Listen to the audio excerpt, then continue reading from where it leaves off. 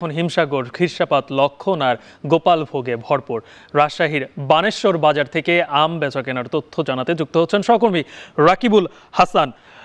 রাকিব, এখন তো পুরো বলা যায় যে আমের ভরা মৌসুম। আমরা যদি দেখি যে বাজারে সব ধরনের আমই এখন মোটামুটি দেখা যাচ্ছে, একেবারে ভরা মৌসুম চলছে।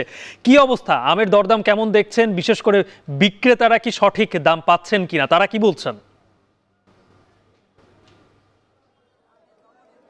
গালিব, অন্যান্য বছরের থেকে এবারে আসলে বিক্রেতা বা বাগানি যারা রয়েছেন তারা কিন্তু ন্যায্য দাম পাচ্ছেন। কেননা আসলে এবারে প্রাকৃতিক বৈরিতার কারণে যে আমের যে উৎপাদন স্বল্পতা ছিল সেটি কিন্তু আসলে এখনকার বাজারে সেটি যে প্রকট রূপ সেটি কিন্তু আসলে লক্ষ্য করা যাচ্ছে। খিরসাপাত গেল বছর আসলে যে দামে বিক্রি হয়েছে, আমরা সর্বোচ্চ দাম দেখেছিলাম 36 থেকে 3800 টাকা মন দরে।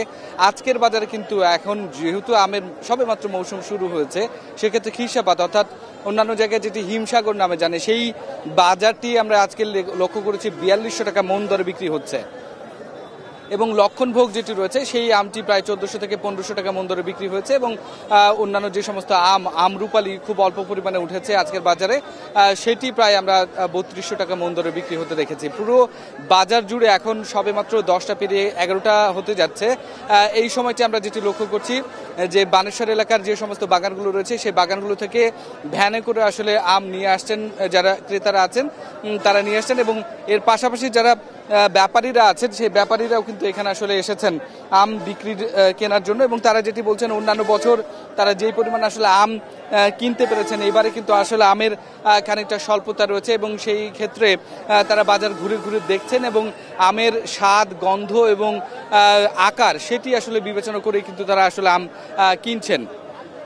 এক্ষেত্রে এবারে পুরো মৌসুম জুড়ে কৃষি সম্প্রসারণ অধিদপ্তর তারা যে লক্ষ্যমাত্রাটি দিয়েছিল 2,60,000 মেট্রিক টন আমের উৎপাদন হবে, তার থেকে খানিকটা কম হতে পারে বলে ব্যবসায়ীরা বলছেন, বাগানিরা বলছেন। তবে এর যে বিক্রির যে দামটি নির্ধারণ করা হয়েছিল প্রায় 1500 কোটি টাকা, সেটি কিন্তু আসলে ছাড়িয়ে যেতে পারে। কেননা আসলে আমের আকার ভালো হয়েছে এবং একই সাথে যে দামটি পাওয়া যাচ্ছে তা গেল বছরের থেকে আসলে দ্বিগুণ।